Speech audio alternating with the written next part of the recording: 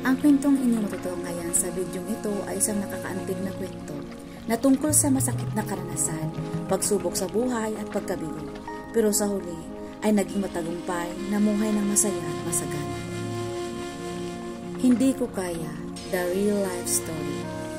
Ito ay kwento tungkol sa isang maliit na batang babae sa bayan na mahilig magsulat bilang isang libangan. Sa edad na 6 na taong gulang, isinulat niya ang kanyang unang kwento tungkol sa kuniho na pinapangalan ng kuniho na may tigdas. Isinasalaysay niya ang kwento sa kanyang ina. Nagustuhan ito ng kanyang ina, pinuri siya at hindi kaya na pagsulat pa ng maraming kwento. Sa paaralan, siya ay palaging mahiyain at hindi pala kaibigan. Nabubuhay siya sa isang mundo ng pantasya at palagi siyang nagsusulat ng isang bagay sa kanyang maliit na kaderno. Sa edad na 15 taong gulang, namatay ang kanyang lola na sobrang malapit sa kanya, ngunit hindi lang iyon ang mga pagkasawian niya sa buhay. Ang relasyon sa kanyang ama ay sumama at ang kanyang ina ay nagkaroon ng malubhang sakit na may kapansanan sa utak. Lumalala ang kalagayan ng kanyang ina sa araw-araw. Para sa batang babae na ito, ang sakit ng kanyang ina ay ang pinakamalaking pagsubok na dumating sa kanyang buhay. Hindi nagtagal, ang kanyang ina ay namatay at naramdaman niya ang sobrang lungkot at ang depresyon. Ngunit, sa kabila niya, nagpatuloy ang kanyang buhay at isang araw, nagbabasa siya sa isang lokal na pahayagan at nakatagpo siya ng isang patalastas para sa trabaho bilang isang guro sa Ingles sa Portugal. Siya ay naghahanap ng trabaho at gustong magsimula ng bagong buhay. Kaya't sinamantala niya ang pagkakataon at nagpunta sa Portugal upang magturo. Isang araw ay nakilala niya ang isang mamamahayag sa TV sa isang bar. Nag-usap sila at nalaman na pareho silang ma-interes sa Ingles na nobelang si Jane Austen. Nagustuhan nila ang kumpanya ng isa't isa at hindi nagtagal, nagsimula silang gumugol ng mas maraming oras na magkasama. Pagkaraan ng ilang taon, masaya silang ikinasal at makalipas ang isang taon, ay binayayaan sila ng isang magandang anak na babae. Ngunit, muli ay naging madilim ang kanyang buhay. Naging biktima siya ng pang-aabuso sa tahanan at isang araw ay pinaalis siya ng kanyang asawa sa bahay. Umalis siya ng bansa kasama ang kanyang bagong silang na anak. Siya ay walang trabaho at nabubuhay sa mga benepisyo ng estado habang inaalagaan ang kanyang anak na babae bilang isang sulong magulang. Isang napakadilim na panahon ng kanyang buhay. Siya ay napakahirap na tinulungan siya ng kanyang mga kaibigan sa pagbayad ng upa. Minsan ay hindi siya kumakain upang ang kanyang anak na babae ay magkaroon ng mas maraming pagkain.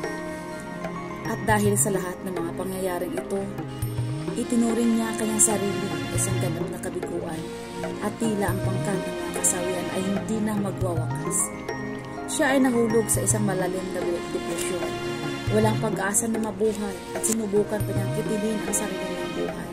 Sa isang pagkakataon, ngunit ang kanyang anak na babae ang nagbigay inspirasyon sa kanya na humingi ng tulong.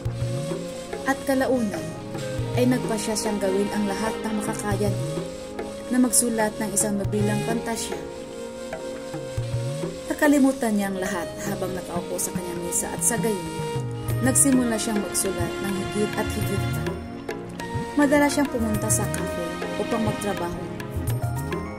At habang naiidlip ang kanyang anak, bagaman hindi man lang niya kayang bumili ng pagkain sa cafe, umorder lang siya ng isang tasa ng kape habang nagsusulat. Para lang hindi siya paalisin sa may-ari ng cafe. Kahit papaano, sa ganitong paraan natapos niya ang unang 3 kabanata ng kanyang nobela. Ipinadala niya ang kwento sa isang publisher, ngunit sa kasamang palad ay mabilis siyang binigyan ng pass.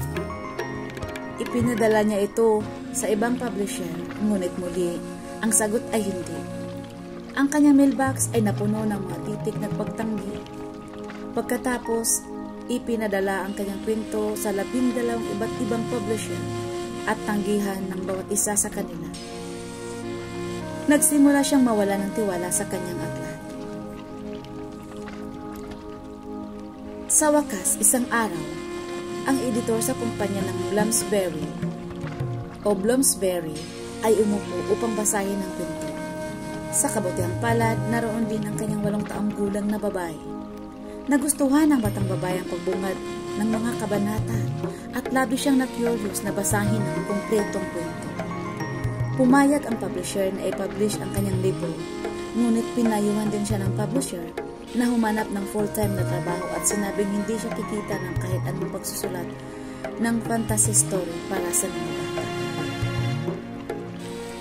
Noong Hunyo 1977, sa edad na 13, ang kanyang unang nobela, Harry Potter and the Philosopher's Stone, ay naipublish na may paunang print run na 1,000 kopya.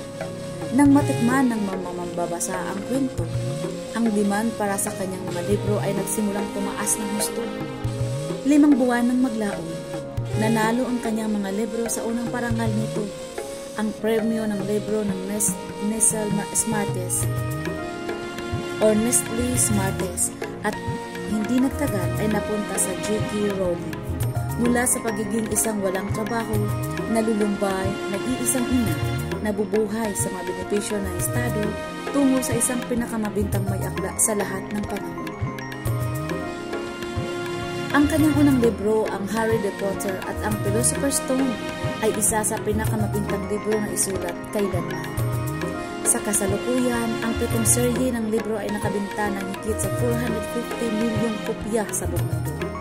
Ang pelikulang na franchise batay sa kanyang mga libro ay nakakuha ng $7.7 billion nakita sa taquilla. Noong 2004, Forbes magazine na pinapangalan ng J.K. Rowling bilang kauna-unahang taong naging bilyonaryo sa pamamagitan ng pagsusulat ng mga libro. Hindi siya ang naging matagumpay sa magdamag. Kailangan niyang harapin ang maraming kasawian at pagtanggi habang inaalagaan ang kanyang anak bilang isang sulong ina at nilabanan ang depresyon. Nakatulong ang lahat ng kabiguan na iyon siya na lumakas at tinulungan siya upang tapusin ang kanyang unang nobela. Pantasya sa kabila ng lahat ng kanyang kayamanan at katanyagan, hindi nakalimutan ang hirap at sakit na kanyang naranasan. Nagdunit siya ng napakaraming kayamanan sa kawang gawa, kaya nawala ang kanyang katayuang bilyonaryo noong 2011. Ang kwento ng J.K. Rowling ay nagpapakita na ang pagsusumikap ay talagang nagbubunga. Mula sa kanyang buhay ay matutuhan natin na kung may pangarap ka at kung patuloy kang tinatanggihan, hindi mo dapat hayaang pigilan ka niyan. Sa halip, ay gamitin mo ito bilang isang pundasyon, hindi isang konklusyon. Imposibleng mabuhay ng hindi nabigo sa isang bagay, maliban kung namumuhay ka ng maingat na maaring hindi ka nabubuhay, kung saan nabigo ka bilang isang kamalian. Iyon ay si J.K. Rowling, ang salita niya sa kanyang Harvard commencement speech. This is In The Amazing Stories. Thank you for watching and stay blessed.